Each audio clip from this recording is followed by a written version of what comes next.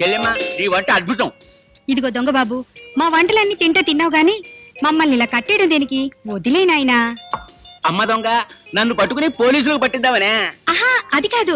అసలు వెళ్ళాక పక్కింటి పిండిగాని పిలిపించి విప్పించుకోండి.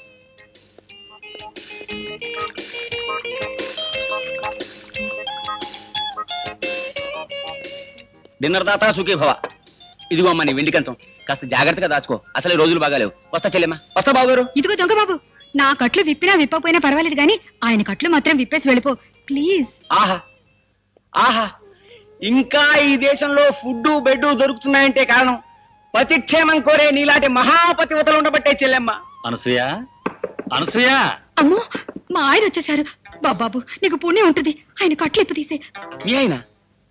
మరి ఈయనెవరు? ఆయన పక్కింటాయన.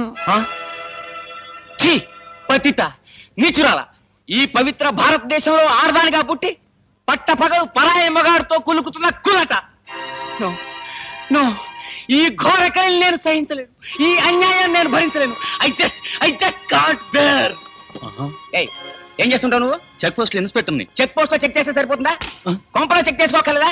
డబ్బు సంపాదించగానే సరిపోదయా? పెళ్ళాన్ని సుఖపెట్టడం నేర్చుకోవాలి. ఇంతకీ ఏం జరిగింది? నా చెల్లెలు రాంగ్ రూట్లో వెళ్తుంది.